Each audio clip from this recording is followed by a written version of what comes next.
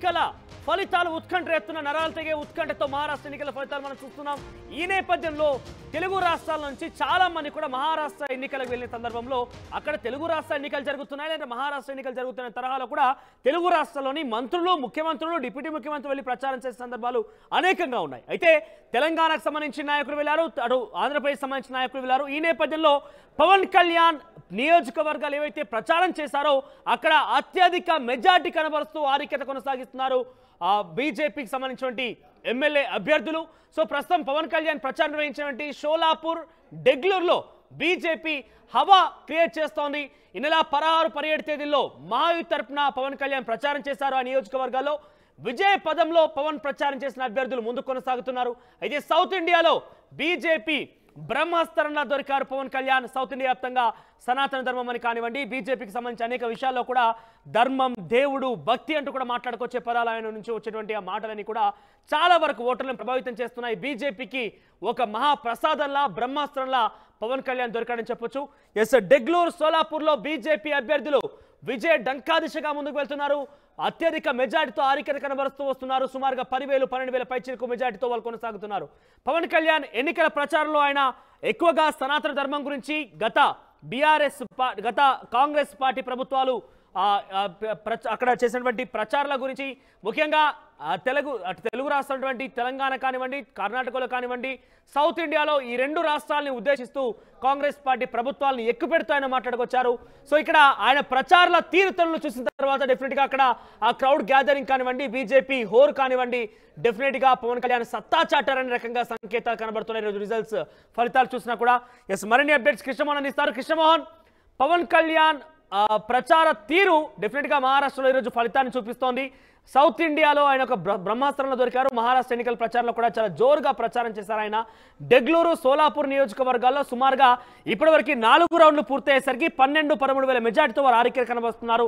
So Pawan Kalyan influence ఏ రకంగా ఉంది, ఇంకే నియోజకవర్గాలైనా ప్రచారం చేశారు? డెఫినెట్ గా మనోజ్, పవన్ కళ్యాణ్ ఏదైతే మహారాష్ట్రలో ఈ నెల 16, 17 తారీఖుల్లో ప్రత్యేకంగా మహాయుతి తరఫున ప్రచారం చేశారు. ప్రధానంగా ఆయన షోలాపూర్ అండ్ డెగ్లూరు రెండిట్లో కూడా పెద్ద ఎత్తున ప్రచారం చేశారు. 2 రోజుల పాటు ఆ ప్రాంతాల్లో మొత్తం కూడా ఆయన సభలు పెట్టిన పరిస్థితి ఉంది. అదే సభలో కాంగ్రెస్ తో పాటు తెలంగాణ ముఖ్యమంత్రి మీద కూడా తీవ్రమైన విమర్శలు చేసిన పరిస్థితి కూడా మనం చూసాం.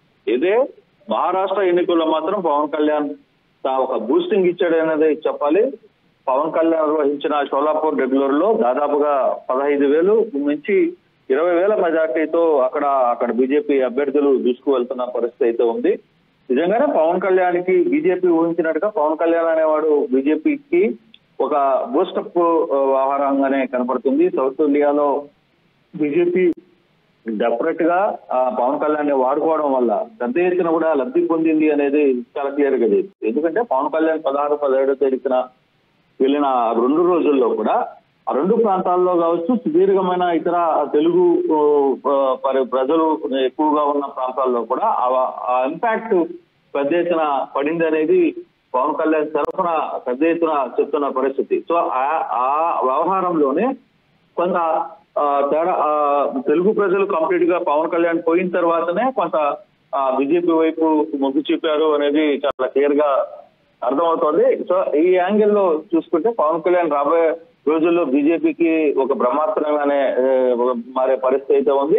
ఇప్పుడు 2 తెలుగు రాష్ట్రాల్లో కూడా పవన్ కళ్యాణ్ అంటే ఏంటో చూపించారు. 2019 ఎన్నికల్లో తెలుగుదేశం కూటమిలో పవన్ కళ్యాణ్ చేరడం వల్లనే బీజేపీ పవన్ కళ్యాణ్ వల్ల తెలుగుదేశం ఎంత లబ్ధి పొందిందో చాలా క్లియర్ గా, సాక్షాత్తు పవన్ కళ్యాణ్ లేకపోయింటే తెలుగు రాష్ట్రాల్లో ఖచ్చితంగా తెలుగుదేశానికి చాలా ఇంపాక్ట్ కుదిరిందని చంద్రబాబే మాట్లాడిన వ్యాఖ్యలు కూడా మనం చూస్తున్నాం. సో ఈ యాంగిల్లో కానీ ఒకసారి చూసుకుంటే డెఫినెట్ గా పవన్ కళ్యాణ్ అనే వ్యక్తి బీజేపీకి ఒక బూస్టప్ లాంటిది అని చెప్పాల్సిన పరిస్థితి ఉంది. అట్లా మహారాష్ట్రలో కూడా తన సత్తాన్ని చాటిన పరిస్థితి మనం చూస్తున్నాం. మనోజ్, సో కృష్ణమోహన్, పవన్ కళ్యాణ్ ప్రచార తీరుతలను చూసాం మనం. మహారాష్ట్రలో కూడా ఆయన పెద్ద ఎత్తున ఆయన అభిమానులు ఆకట్టుకున్నారు. బీజేపీకి సంబంధించి ఏ రకంగా అయితే హిందూ సంఘాలు, హిందువులు, ధర్మం, న్యాయం, సనాతన ధర్మం అంటూ మాట్లాడుకొస్తున్నారు, అదే రీతిలో మాట్లాడుకొచ్చారు ఆయన. సో ఇంకా ఏ నియోజకవర్గాలపైన పవన్ ప్రభావం చూపించే అవకాశం ఉంది? రేపటి రోజున ఇంతటి స్థాయిలో ప్రభావం చూపించేటువంటి పవన్ కళ్యాణ్ని అటు డిప్యూటీ సీఎంగానే కాకుండా ఇంకా ఎన్డీఏ కూటమిలో భాగస్వామిగా ఉన్నారు కాబట్టి ఇంకే రకంగా ఆయన్ని వినియోగించుకునే అవకాశం ఉంది? అంటే పవన్ కళ్యాణ్ రాబోయే రోజుల్లో ప్రధానంగా తెలుగు రాష్ట్రాల్లో బీజేపీని ముఖ్యమంత్రి స్థానంలో కూర్చోబెట్టాలి అనేది కేంద్రం చాలా సీరియస్ గా ఆలోచిస్తుంది. అందుకే పవన్ కళ్యాణ్ వ్యవహారంలో బీజేపీ చాలా జాగ్రత్తగా చూసుకుంటుంది. అలాగే అతను చెప్పిన ఏ పని అయినా సరే అక్కడ ఉన్న రాష్ట్రాలు వెంటనే పనిచేయడానికి కూడా సిద్ధపడుతున్న పరిస్థితి. అయితే బహుశా ఇప్పటికే కొంత టాక్స్ అయితే బయట కనపడుతున్నాయి. పవన్ కళ్యాణ్ బీజేపీ కలిసి ఈసారి ఎన్నికల్లో 2029 ఎన్నికల్లో ముందుకు రాబోతున్నాయి. ఆ దిశగానే బీజేపీ ఒక వ్యూహంతో ఉంది అనేది. అయితే కూటమి ప్రభుత్వం ఆంధ్రప్రదేశ్ లో చూసుకుంటే కూటమి ప్రభుత్వం ఇలాగే ఉంటుందా? రేపు తెలంగాణలో ఎలక్షన్స్ లో కానీ ఒకవేళ బీజేపీ పవన్ కళ్యాణ్ ని వాడుకునే ప్రయత్నం చేస్తారా?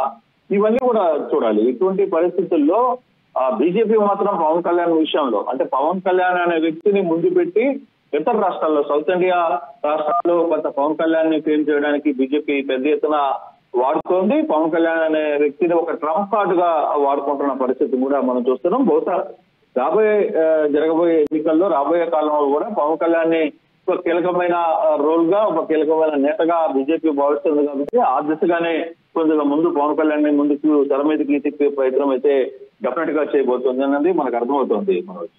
రైట్ కృష్ణమోహన్, సో మొత్తం మీద పవన్ కళ్యాణ్ బీజేపీకి డెఫినెట్ గా ఒక బ్రహ్మాస్త్రంలో దొరికాడు.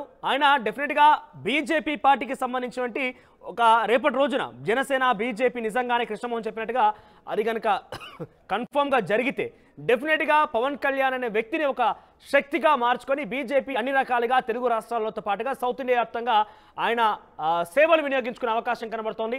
ముఖ్యంగా మహారాష్ట్రలో ఈ రోజు రిజల్ట్స్ అనౌన్స్మెంట్ జరుగుతోంది. ఇప్పటివరకు 5 రౌండ్లు పూర్తయ్యాయి. మనకందున్న సమాచారం మేరకు 5 రౌండ్లు పూర్తయ్యేసరికి పవన్ కళ్యాణ్ ప్రచారం చేసిన సోలాపూర్, డెగ్లూర్ నియోజకవర్గాలకు సంబంధించిన అభ్యర్థులు బీజేపీ సంబంధించిన అభ్యర్థులు హవా క్రియేట్ చేస్తున్నారు. సుమారుగా 20,000 పైచిలకు మెజార్టీతో కొనసాగిస్తున్నారు. సో పవన్ కళ్యాణ్ ఒక సేవల్ని రాను బీజేపీ మరింత విస్తృతంగా వినియోగించుకునే అవకాశం అయితే కనబడుతోంది. ప్రస్తుతం ఆయన నియోజకవర్గాల్లో ఎక్కడైతే ప్రచారం చేశారో ఆ నియోజకవర్గాల్లో బీజేపీ హవా క్రియేట్ అవుతుండటంతో పవన్ కళ్యాణ్ గురించి ప్రత్యేకంగా తెలుగు రాష్ట్రాల్లో మరోసారి చర్చనీయాంశంగా మారింది. ఆర్టీవీ యాప్ వార్తల్ని క్షణాల్లో చదివే అవకాశం ఉంటుంది. ఒక న్యూస్ పేపర్, ఒక టెలివిజన్ ఛానల్ మీ చేతుల్లో ఎప్పుడూ ఉంటాయి.